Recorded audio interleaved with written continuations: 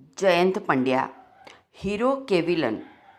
ગુજરાતમાં એક એવું નામ છે જેનું નામ સાંભળતા જ ચર્ચા, વિવાદ અને મતભેદોની શરૂઆત થઈ જાય છે.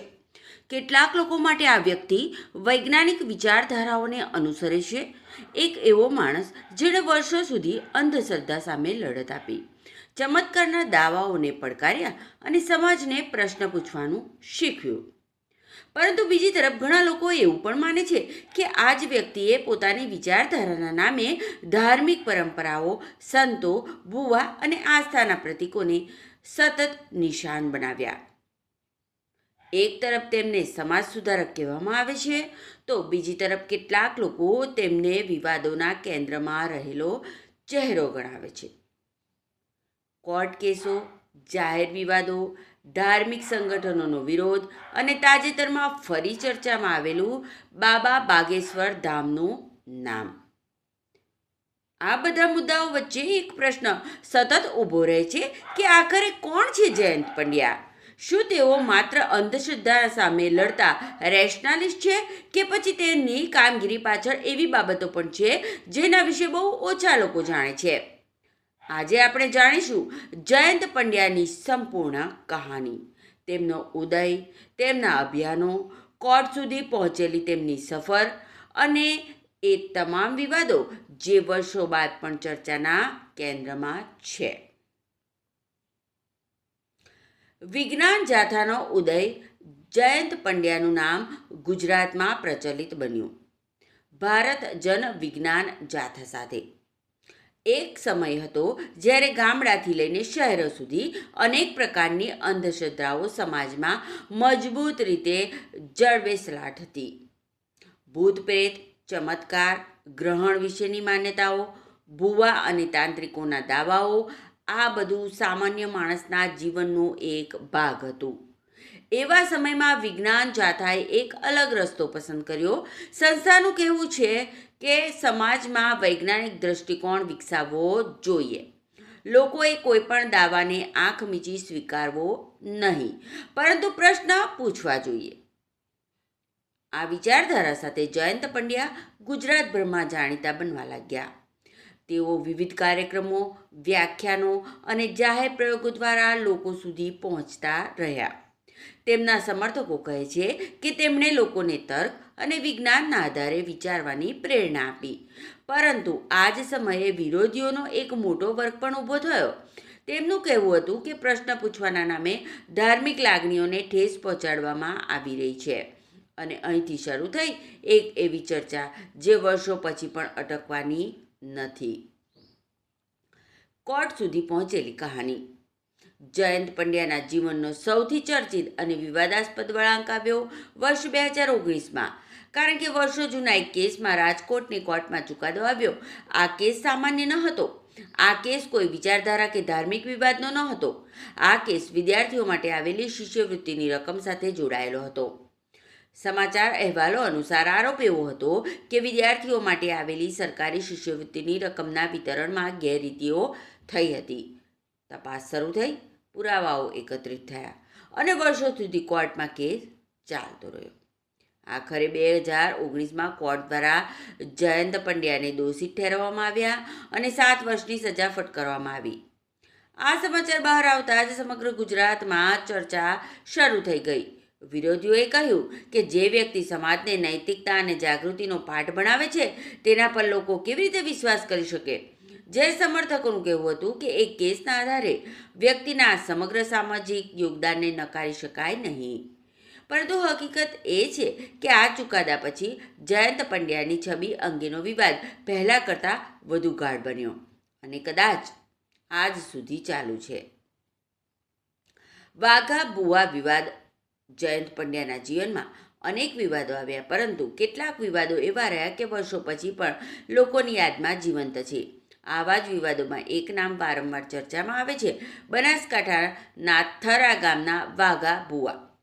વાઘા ભુવા તેમના અનુયાયીઓમાં જાણીતા હતા અને સ્થાનિક સ્તરે તેમની આસપાસ એક અલગ ઓળખ ઊભી થઈ હતી.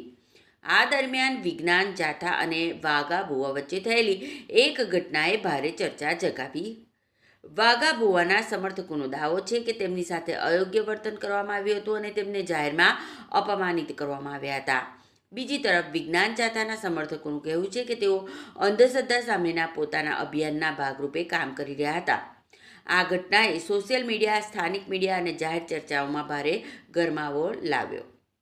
આરોપો, પ્રત્યારોપો, જાહેર પડકારો અને ખુલ્લી ચર્ચાઓ, આ બધાએ આ વિવાદને વધુ મોટો બનાવી દીધો. આજે પણ આ ઘટનાને બંને પક્ષો સંપૂર્ણ અલગ દ્રષ્ટિકોણથી જુએ છે અને કદાચ એટલા માટે જ આ વિવાદ હજુ પણ જીવંત છે. આપણે જોયા ઉપરના 3 ચેપ્ટર. હવે જોઈશું ચોથા ચેપ્ટરમાં શું ફક્ત હિન્દુ ધર્મને જ ટાર્ગેટ કરવામાં આવે છે? જયંત પંડ્યાના વિરોધીઓ દ્વારા સૌથી વધુ પૂછાતો સવાલ કદાચ આ જ છે. શું તેમની લડાઈ ખરેખર અંધશ્રદ્ધા સામે છે કે પછી તેઓ મુખ્યત્વે હિન્દુ ધર્મ સાથે જોડાયેલી માન્યતાઓને જ પડકારે છે?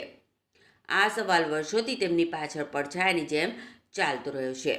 વિરોધીઓનો દાવો છે કે જયંત પંડ્યા અને તેમની સંસ્થાના મોટાભાગના અભિયાનો હિન્દુ સમાજમાં રહેલી પરંપરાઓ, વિધિઓ અથવા ચમત્કારિક દાવાઓ સામે જોવા મળે છે. 2024માં એક સરકારી ઓફિસમાં સત્યનારાયણની કથા બંધ કરવામાં આવી ત્યારે બ્રાહ્મણોએ જયંત પંડ્યા સામે વિરોધ નોંધાવ્યો હતો. તેઓ પૂછે છે, શું અન્ય ધર્મોમાં રહેલી સમાન માન્યતાઓ સામે પણ એટલી જ સક્રિયતા જોવા મળે છે? બીજી તરફ સમર્થકો કહે છે કે વિજ્ઞાન અને તર્કની કસોટી બધા માટે સમાન છે. તેમનું કહેવું છે કે જ્યાં પણ અંધશ્રદ્ધા હશે ત્યાં પ્રશ્ન પૂછવો જરૂરી છે. આ મુદ્દે કોઈ સર્વસંમતિ નથી, પરંતુ એટલું ચોક્કસ છે કે આ પ્રશ્ને વર્ષો સુધી જયંત પંડ્યાને ચર્ચાના કેન્દ્રમાં રાખ્યા છે. હવે જોઈશું ચેપ્ટર 5, પશુ બલિ અને બકરા ઈદ અંગેની ચર્ચા. જયંત પંડ્યાના વિરોધીઓ દ્વારા ઉઠાવવામાં આવતો બીજો મહત્વનો મુદ્દો છે પશુ બલિ. વર્ષો દરમિયાન વિજ્ઞાન જાથાએ પશુ બલિ જેવી કેટલીક પરંપરાઓ સામે અવાજ ઉઠાવ્યો હતો, પરંતુ આ સાથે જ એક સવાલ પણ વારંવાર સામે આવ્યો. જો પશુ બલિનો વિરોધ કરવો હોય તો શું તમામ પ્રકારની બલિ અને કુરબાની માટે એક સરખો અભિગમ અપનાવવો જોઈએ? વિરોધીઓ પૂછે છે કે બકરા ઈદ દરમિયાન થતી કુરબાની અંગે એટલી જ તીવ્રતા કેમ જોવા મળતી નથી? ત્યારે સમર્થકોનો દાવો છે કે અલગ અલગ મુદ્દાઓને અલગ અલગ સંદર્ભમાં જોવાની જરૂર હોય છે.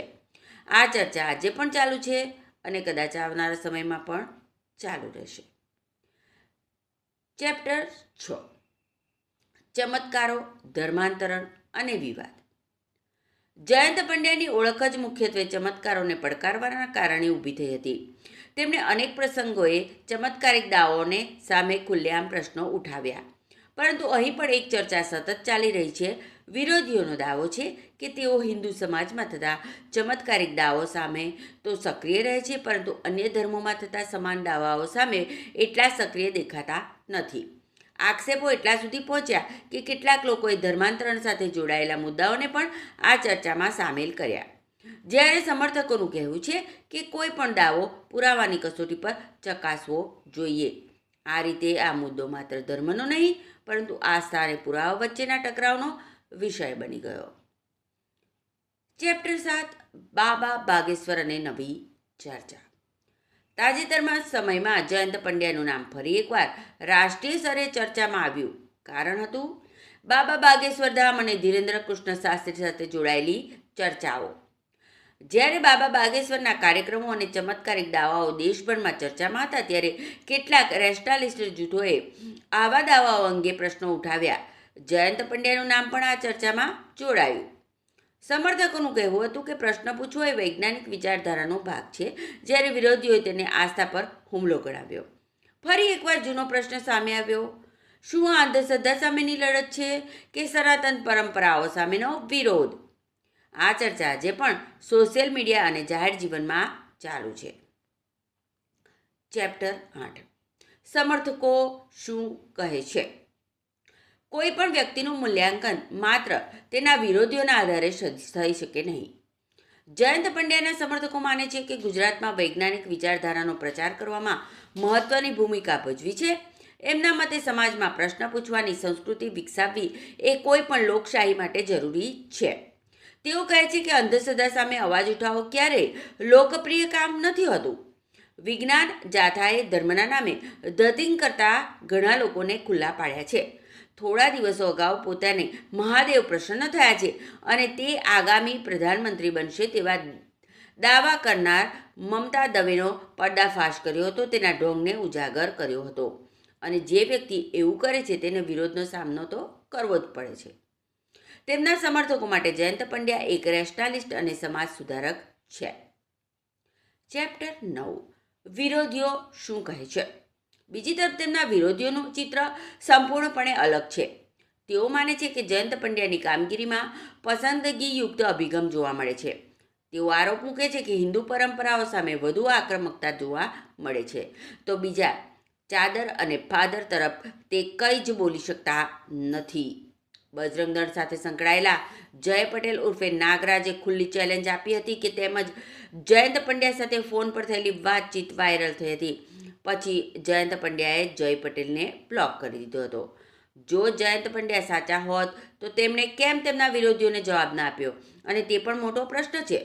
કેટલાક લોકો કોર્ટ કેસ અને અન્ય વિવાદોને પણ તેમની વિશ્વસનીયતા સાથે જોડે છે.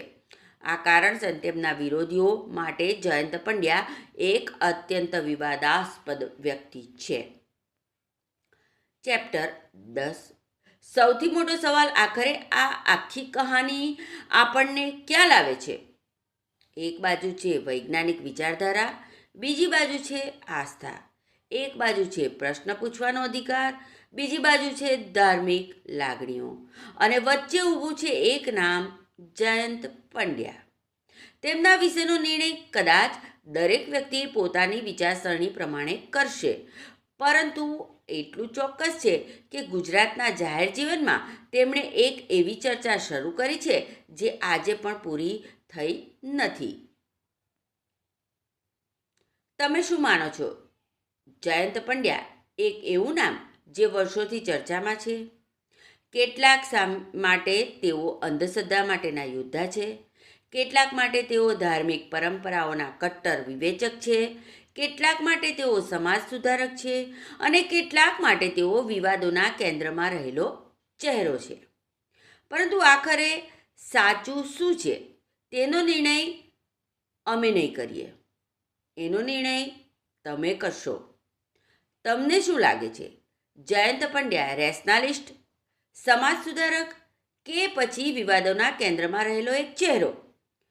તમારો અભિપ્રાય કોમેન્ટમાં જરૂર લખજો અને આવી જ વિશેષ ડોક્યુમેન્ટરીઓ માટે દીપ ભાસ્કર લાઈવને સબસ્ક્રાઈબ કરવાનું ભૂલતા નહીં.